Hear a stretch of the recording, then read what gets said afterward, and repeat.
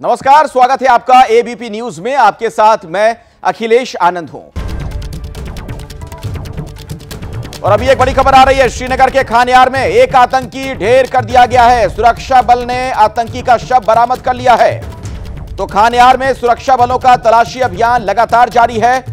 जिस घर में छिपे थे आतंकी, उस घर में भी आग लगी है। आग से अब तक कितना नुकसान हुआ है यह भी थोड़ी देर में पता चल जाएगा। श्रीनगर के खानयार में एक आतंकी ढेर कर दिया गया। देख रहे हैं तस्वीरें आप।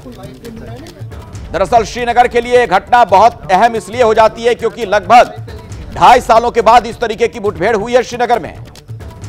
एक आतंकी ढेर कर दिया गया।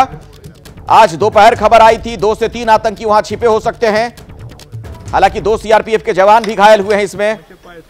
जम्मू कश्मीर में 3 जगहों पर आतंकियों से मुठभेड़ की सूचना है। और ये जो देख रहे हैं अब आग की ऊंची उठती लपटें, श्रीनगर का वो इलाका जहां पर आतंकवादी छिपे हुए थे।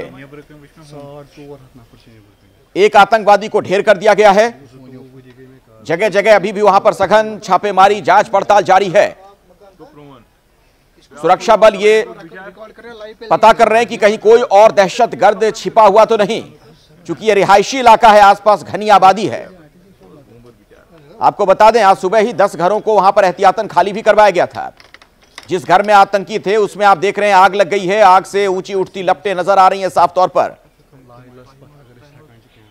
तो श्रीनगर से अभी की बड़ी खबर आपको बताएं, एक आतंकवादी ढेर कर दिया गया है, उसका शव भी बरामद कर लिया गया है। जिस घर में आतंकी छिपे हुए थे उस घर में आग लग गई है।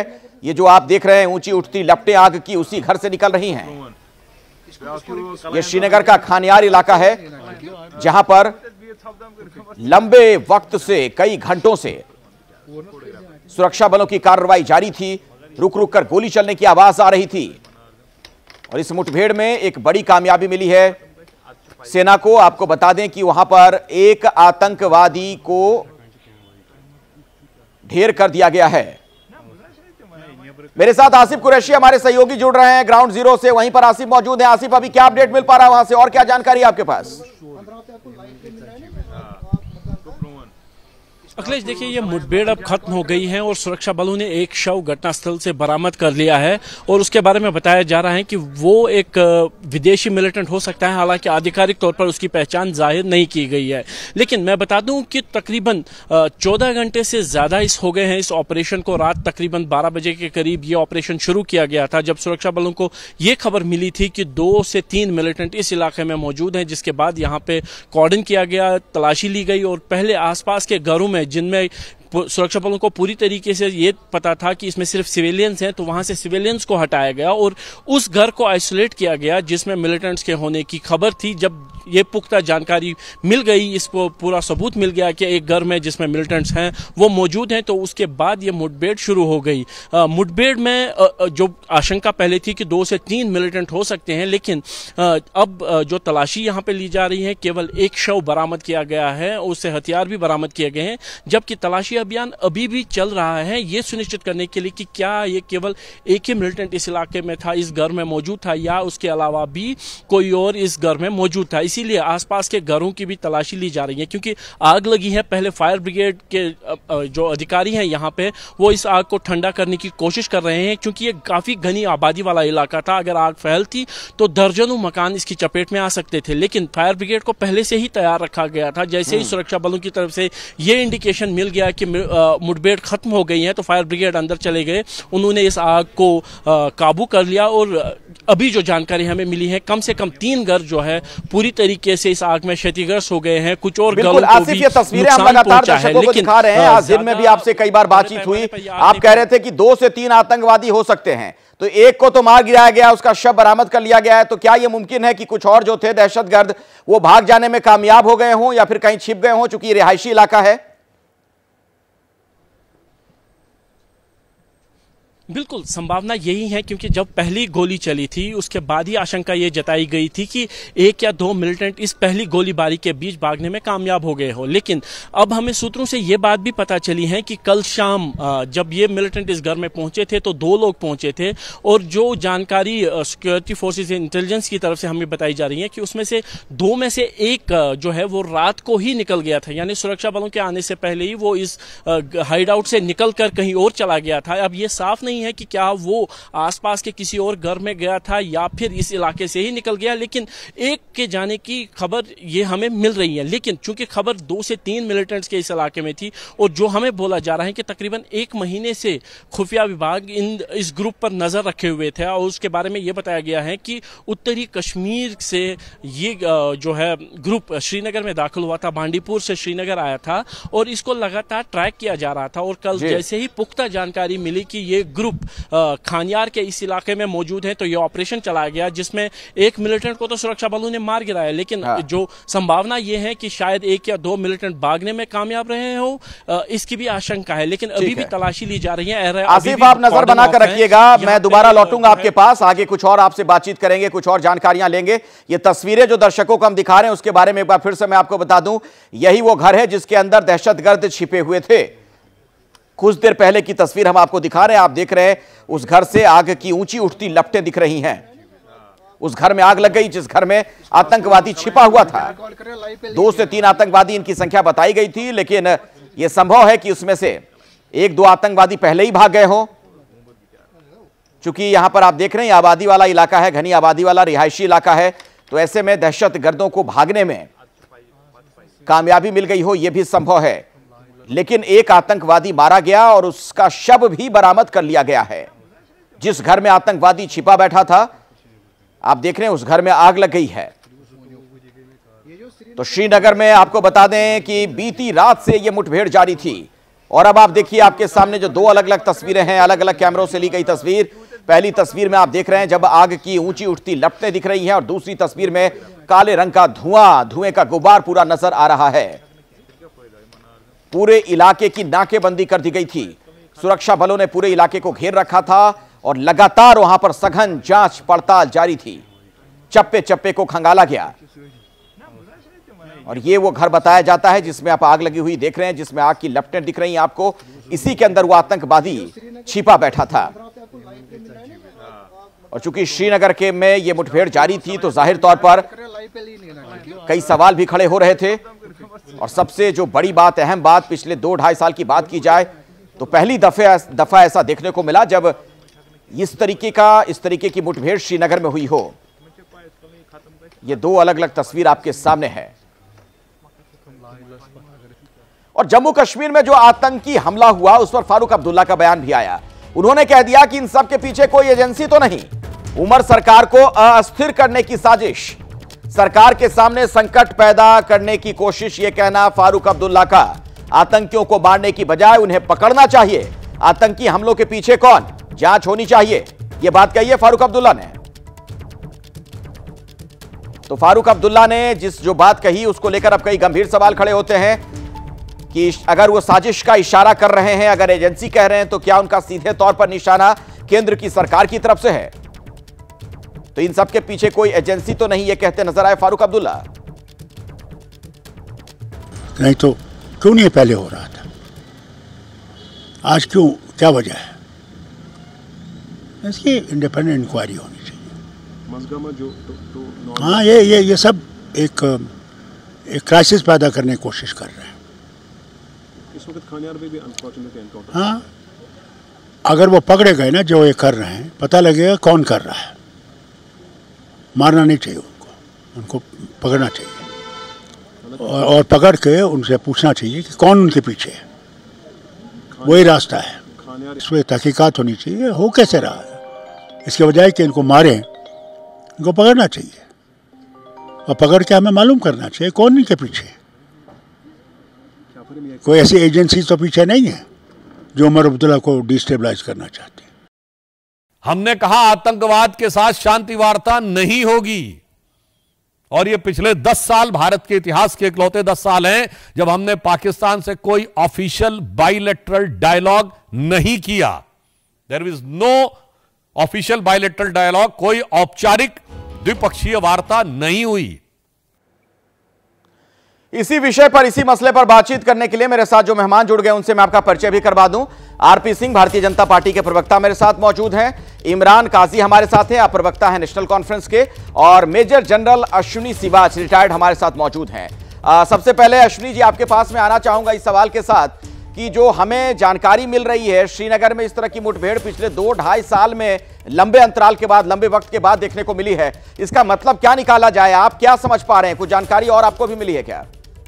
हाँ बिल्कुल, देखो मैं वहां पर करीब 2 से 2.5 साल लाइन ऑफ कंट्रोल पे मच्छर ब्रिगेड को कमांड किया है। ये सच्चाई है कि कुछ एक समय अभी आपको मैं कह सकता हूँ 3-4 साल से बहुत ज्यादा अमन शांति थी कश्मीर घाटी में, और जो आतंकवादी रह भी गए हैं वो 40 से 50 हैं। उनकी जो लीडरशिप थी लश्कर तोबा जैसे मोहम्मद की, वो भी काफी हद तक खत्म हो गई थी। मगर जब से district development council election, panchayat, फिर लोकसभा के इलेक्शन और अभी जो असेंबली इलेक्शन हुए हैं और नई गवर्नमेंट आई है, तो पाकिस्तान को लगता है कि उसका जो कश्मीर का एजेंडा था वो तो गया। तो ये सारी सोची समझी साजिश है पाकिस्तान के ISI, और वो पंप इन करना चाहेगी जो नए टेररिस्ट हैं जो लॉन्च पैड पे बैठे हैं 150 से 200। और मुझे लगता है जो ये अभी आतंकवादी की घटनाएं बढ़ी हैं कश्मीर घाटी में स्पेशली, अब 3 इनकाउंटर हुए हैं, एक गंदरबल में हुआ है, एक श्रीनगर में, एक अनंतनाग में। ये लगता है कि जो फ्रेश इन्फिल्ट्रेशन करने की कोशिश कर रहा है पाकिस्तान, स्पेशली 5 से बंद होने से पहले, जबकि वो बर्फ से बंद ना हो। और मुझे लगता है कि वो चाहता है दिखाना कि आतंकवाद अभी भी कश्मीर घाटी में। मगर मुझे पूरा विश्वास है जो हमारा काउंटर टेररिज्म ग्रिड है स्पेशली कश्मीर घाटी में बहुत पुख्ता है, इनको जल्दी खत्म किया जाएगा। अभी आप देखें अनंतनाग में 2 टेररिस्ट मारे गए, अभी श्रीनगर में 1 टेररिस्ट को मारा गया है, हो सकता है 1 और 2 टेररिस्ट और हों। मगर इसी प्रकार से गंदरबल में भी ऑपरेशन जारी है। कहने का मतलब यह है कि ये एक प्रकार से पाकिस्तान के भेजे हुए आतंकवादी हैं, ये ट्रेन हैं, ये मोटिवेटेड हैं, इनके पास M4 कार्बाइन जो अफगानिस्तान में अमेरिका का छोड़ता था वो है।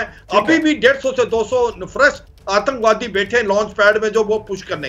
तो ये समझना चाहिए ये कश्मीर घाटी में आतंकवाद को फैलाने की कोशिश कर रहे हैं दोबारा, जो कि 10 से 12 साल पहले कुछ नहीं था। अभी स्पेशली 4-5 साल से अमन शांति का दौर था। मैं आगे इस पर बात करूंगा सिवाज साहब, फिर मैं दोबारा लौटूंगा आपके पास। लेकिन इमरान काजी जी ये बताइए मुझे कि आप लोग देश के अंदर ही कॉन्स्पिरेसी थ्योरी कैसे तलाशने लग गए? क्यों कहा फारूक अब्दुल्ला साहब ने कि उमर अब्दुल्ला सरकार को अस्थिर करने की साजिश हो सकती है? एजेंसी का हाथ उनको क्यों इसमें नजर आ रहा है? देखिए, डॉक्टर साहब एक बहुत बड़े लीडर हैं, वो जम्मू कश्मीर की सियासत को बहुत अच्छे तरीके से समझते हैं। उन्होंने यहाँ अपने पॉलिटिकल करियर में जम्मू कश्मीर में बहुत अप्स एंड डाउन्स देखे हैं। अगर उनका ये स्टेटमेंट आना कि this is a matter of investigation, तो इसमें जरूर गवर्नमेंट ऑफ इंडिया को देखना चाहिए। बाकी रही बात, आज लॉ एंड ऑर्डर जितना भी यहाँ पे जम्मू कश्मीर में है वो LG के हाथ में। अकाउंटेबिलिटी LG साहब की होनी चाहिए, उनको जवाब देना चाहिए इसके बारे में कि ये क्या हो रहा है। लेकिन आम इंसान के मन में सिर्फ एक ही जो शक शुबा हो रहा है, तो ये है कि अचानक ये गवर्नमेंट बनने के बाद ये इतने इंसिडेंट्स कैसे बढ़ने लगे। ये एक पॉलिटिकल लीडर्स नहीं, जम्मू कश्मीर का आम इंसान भी इस चीज में थोड़ा सा सोचने में परेशान है कि अचानक इतनी गतिविधियां कैसे तेज होने लगी। इससे शक शुबा तो बढ़ेगा लोगों का। नहीं तो किस पे शक आप कर रहे हैं? खुलकर बोलिए ना, फिर किस पे शक कर रहे हैं आप? नहीं, देखिए आप इस चीज को थोड़ा सा, मैंने देखा आज मीडिया में भी ये है कि सिक्योरिटी फोर्सेस पे क्वेश्चन उठा रहे हैं। देखिए, इन्वेस्टिगेशन का question, there is no harm in asking for the investigation. Investigation का मतलब ये नहीं है कि हम अपने सिक्योरिटी फोर्सेस पे सवाल खड़ा कर रहे हैं। नहीं, मैं ये नहीं कह रहा हूं, आपको कोई ये नहीं कह रहा कि आप सिक्योरिटी फोर्सेस पे सवाल खड़े कर रहे हैं, लेकिन आप किस पे सवाल खड़े कर रहे हैं ये तो बोलिए। देखिए, जब हम कहते हैं कि हमें शक है तो किसी पर तो शक होता है ना, शक तो हवा में कोई करता नहीं है। तो किस पे शक है? किसी पार्टी पर है, किसी व्यक्ति पर है, किस पर है? आप बोलिए तो सही। इसी चीज की तो इन्वेस्टिगेशन होनी चाहिए पहले, ताकि लोगों के सामने शक। हमारे साथ सिवाज साहब हैं, लंबे वक्त तक सेना में रहे, उनको लग रहा है कि इसके पीछे पाकिस्तान है। उन्होंने अपने उसके पीछे लॉजिक भी दिए, कई चीजें उन्होंने बताई भी, महत्वपूर्ण जानकारियां दी। तो आपको क्या लग रहा है, कौन है इसके पीछे? पाकिस्तान का हाथ दिखता है आपको? देखिए, इसमें कोई शक नहीं है कि यहाँ पे हालात खराब करने वाले जो है वो पाकिस्तानी हाथ है। इसमें तो कोई शक नहीं है, इसमें कोई डाउट नहीं है।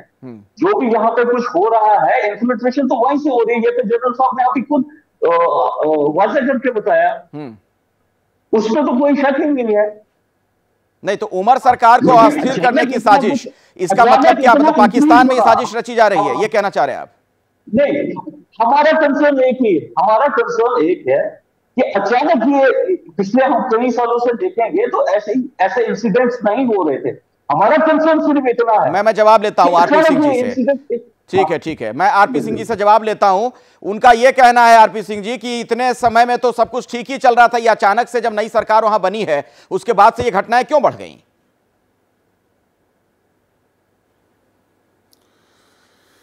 देखिए अखिलेश जी, दिक्कत यह है कि फारूक अब्दुल्ला साहब के बारे में ऐसा कहा जाता है और ऐसा सच भी है।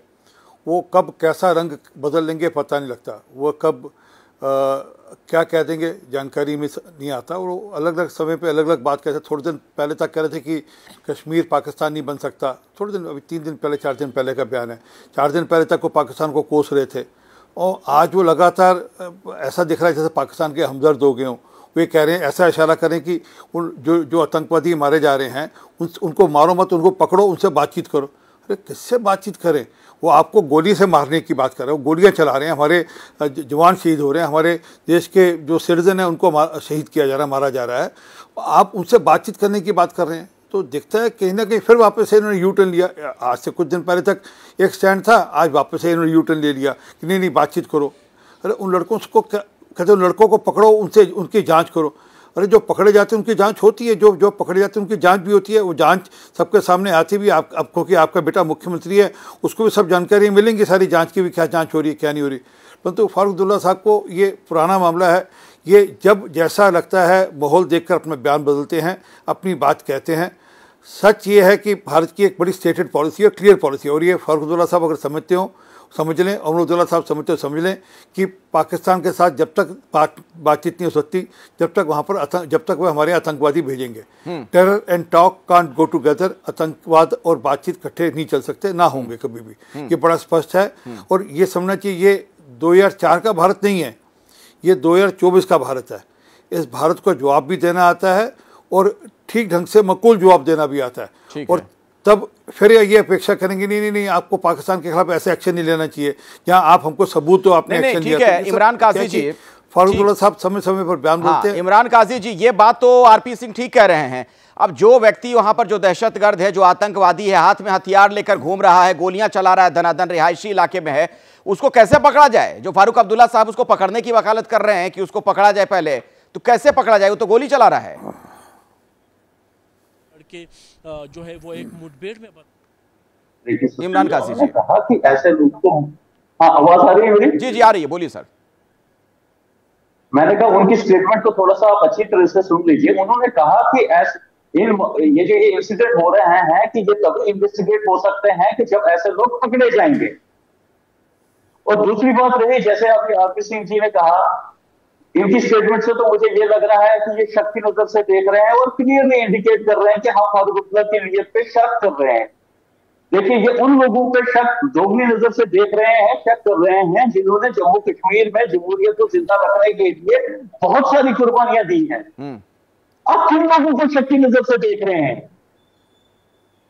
डॉक्टर साहब वक्त में स्टेटमेंट नहीं बदलते हैं। इमरान काजी कह रहे हैं कि आप शक कर रहे हैं फारूक अब्दुल्ला पे। आरपी सिंह जी देखिए, मैं फारूक अब्दुल्ला साहब के पिछले कुछ दिनों के 3 बयान सुनाता हूँ। उन्होंने कहा 21 अक्टूबर को कश्मीर नहीं बनेगा पाकिस्तान, ये उनका बयान था।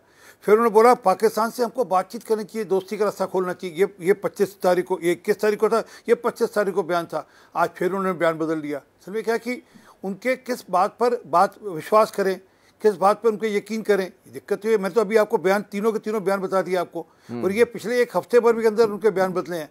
क्या कि मैंने कहा ना, कोई एक स्टेबल थॉट प्रोसेस नहीं है। वो सूटेबिलिटी के हिसाब से, ऑडियंस सामने कौन है, लोग कौन है, उसके हिसाब से बयान देते हैं। अपेक्षा करें कि फारूक अब्दुल्ला साहब की जगह अमर अब्दुल्ला साहब बयान दें। और उनको कहीं लगता है कि कोई एजेंसी भारत की कोई किलिंग में इन्वॉल्व है तो उसका कोई सबूत दें। सिर्फ बिना आधार के, बिना किसी सबूत के बयान देना ठीक नहीं है। और भारत की एजेंसीज पर शक करना ठीक नहीं है। इन्होंने कहा था थोड़े दिन, आज से 2 महीने पहले इनके बयान से चुनाव के आसपास कि जो बॉर्डर पर हो रहा है उसमें भारत की सेना भी कहीं मिली हुई है। ऐसा इनका एक बयान आया था कि भारत की सेना भी पाकिस्तान के साथ मिली हुई है। इस तरह के बयानों का इमरान काजी साहब क्या मतलब है? मैं छोटा सा जवाब चाहूंगा, फिर नसीबात जी के पास जाऊंगा। जो कह रहे हैं आरपी सिंह, सही बात है, वो वाला बयान भी याद दिला रहे हैं आपको, एक पुराना बयान। इस तरह के बयान क्यों आखिर दिए जाते हैं? देखिए, मुझे नहीं लगता है कि डॉक्टर साहब ने जो भी कोई बयान दिया है उसमें उन्होंने कुछ गलत बोला है। थोड़ा सा इसको पॉजिटिवली लेने की जरूरत है। थोड़ा हम इसको पॉजिटिव तो लें, अपनी सोच को तो बदले यार। ये डॉक्टर साहब जो बोल रहे हैं, उन्होंने कहा कि कश्मीर पाकिस्तान नहीं बन सकता है। बिल्कुल सही बात कही उन्होंने। क्या बन सकता है कश्मीर पाकिस्तान? उन्होंने कहा कि ये मैटर्स हैं, ये तो है उमर अब्दुल्ला साहब को कंसेल करने की कोशिश तो नहीं की जा रही है, इन मैटर्स को इन्वेस्टिगेट करना चाहिए। अगर इन्वेस्टिगेशन की डिमांड रखना क्या गिला है जमहूरियत में? अगर कल को कोई भी दूसरा इंसिडेंट हो, उसकी अगर यही बात तो भाजपा का लीडर बोलता, एलजी साहब बोलते, उस चीज को तो सब अप्रिशिएट करते। ठीक है, मैं एक छोटा सा कमेंट चाहूंगा सिवात साहब आपसे, इस राजनीतिक तूतू में से बाहर निकलकर बिल्कुल छोटे में जवाब दीजिएगा। ऐसा क्या बदलाव आप देख रहे हैं कि इस तरह की घटना फिर से सामने आने लग गई? देखो अखिलेश, ये होना था क्योंकि पाकिस्तान को लगता है कि उसका जो कश्मीर वाला इश्यू तो खत्म है, क्योंकि यहाँ पर नई गवर्नमेंट बन के अमन शांति का दौर है, डेवलपमेंट बहुत ज्यादा होगी और उनके खुद के पीओजे के और गिलगित पाकिस्तान में लोग सड़कों पे खड़े हैं। मुजफ्फराबाद, मीरपुर, कोटली, झांगड़ बाग, ददनियाल, वहां पर चक्का जाम है, शटर डाउन है। वो कहते हैं हम भारत में मिलना चाहते हैं, हम 75 साल पीछे रह गए। आज वहां पर ना बिजली है, ना पानी है, ना खाने को दाने हैं और अब वो चाहते हैं कि कहीं ना कहीं कश्मीर के अंदर जो नई गवर्नमेंट है उसको अपसेट करें। तो ये तो पाकिस्तान और पाकिस्तान की आईएसआई की साजिश है। और ये ठीक है सिवात साहब, बीच में आपको रोकना चूंकि समय नहीं है। बहुत बहुत धन्यवाद हमारे साथ जुड़ने के लिए। काजी साहब आपका भी, आरपी सिंह हमारे साथ मौजूद थे, आपका भी बहुत बहुत धन्यवाद। अभी एक और बड़ी खबर आ गई है, भारत कनाडा में तनाव को लेकर एक बड़ा अपडेट मैं आपको दे दूं। कनाडा के बयान पर भारत सरकार ने नाराजगी जताई है। अमित शाह को लेकर दिए गए बयान पर आपत्ति जताई गई है। कनाडा के बयान को अनर्गल और निराधार बताया गया है। विदेश मंत्रालय ने कनाडा के राजनयिक को तलब किया है। आपको बता दें कि कनाडा की उप विदेश मंत्री ने दिया था अमित शाह पर, गृह मंत्री पर यह बयान। यह खबर और ज्यादा विस्तार से आप तक पहुंचाएंगे मेरे वरिष्ठ सहयोगी आशीष कुमार सिंह, न्यूज रूम से हमारे साथ जुड़े हुए हैं। आशीष। अखिलेश, आप बिल्कुल ठीक कह रहे हैं। भारत सरकार ने बहुत कड़ी प्रतिक्रिया जाहिर की है और बाकायदा भारत में कनाडा के एक्टिंग हाई कमिश्नर को समन किया, क्योंकि उनके हाई कमिश्नर को पहले ही वापस भेजा जा चुका है और कड़े शब्दों में कहा है कि होम मिनिस्टर अमित शाह के खिलाफ जो अपसर्ड और बेसलेस बयान लगाए थे वो बिल्कुल कतई एक्सेप्टेबल नहीं है भारत को। मैं आपको बता दूं कि कनाडा की डेप्यूटी फॉरेन मिनिस्टर ने पार्लियामेंट के सामने डिपोज होते हुए आरोप लगाया था, अमित शाह साहब का नाम लिया था, जिस पर भारत सरकार ने कड़ा रुख इख्तियार किया है। उनके डिप्लोमेट को समन करके बिल्कुल दो टूक शब्दों में कह दिया, उन्हें नोट वर्बल डिप्लोमेटिक टर्म में मैं आपको बताऊंगा, जो कि एक लिखित नोट होता है, वो सर्व करके कहा गया है कि भारत इसको कतई एक्सेप्ट नहीं करता है और अगर आप इस तरह के अनर्गल बेसलेस आरोप लगाएंगे तो इसका दुष्परिणाम भारत और कनाडा के द्विपक्षीय संबंधों पर पड़ेगा। जी आशीष, आप हमारे साथ जुड़े रहिएगा, मैं दोबारा लौटूंगा आपके पास। विदेश मंत्रालय के प्रवक्ता ने भी एक बड़ा खुलासा किया है। कनाडा में भारत के राजनयिकों के फोन टैप हो रहे हैं। कनाडा सरकार ने खुद इसकी जानकारी भारत को दी है। कनाडा सरकार ने बात कर विदेश मंत्रालय ने आपत्ति जताई है। इस पर फोन टैपिंग को लेकर भारत ने नाराजगी जताई है। इससे द्विपक्षीय संबंधों पर गंभीर असर पड़ेगा, यह MEA की तरफ से साफ कर दिया गया है। आशीष, कुछ और इस पर जानकारी आपके पास? बिल्कुल, ये बड़ी चौंकाने वाली बात है कि ऐसे समय पर जब आज फिर विदेश मंत्रालय की तरफ से आधिकारिक तौर पर विदेश मंत्रालय के प्रवक्ता ने कहा कि अभी तक अपने आरोपों को साबित करने के लिए एक सबूत कनाडा ने भारत को नहीं दिया है, उस वक्त ये बड़ा खुलासा किया है कि खुद कनाडा की सरकार ने अब ये हिम्मत दिखाई कि भारत सरकार को ये जानकारी दी कि कनाडा में भारत के राजनयिकों के फोन को सर्वेलेंस पर रखा गया है, टैप किया जा रहा है, उनकी बातें तक सुनी जा रही है। भारत सरकार ने इस पर कड़ी आपत्ति दर्ज कराई है। कनाडा के विदेश मंत्रालय से संपर्क साध करके उनसे दो टूक कहा गया है कि यह डिप्लोमेटिक नॉर्म्स का पूरी तरह से उल्लंघन है और अगर कनाडा इस तरह की हरकत करता है तो इसका भी दुष्परिणाम, इसका गलत असर जो है वो भारत और कनाडा के संबंध पर पड़ेगा। भारत सरकार इसको सिरे से खारिज करती है। धन्यवाद आशीष इस पूरी जानकारी के लिए आपका। तो पिछले लंबे वक्त से हम लोग देख रहे हैं कि बिना किसी प्रमाण के, बिना किसी सबूत के अनर्गल आरोप कनाडा की तरफ से लगाए जा रहे हैं।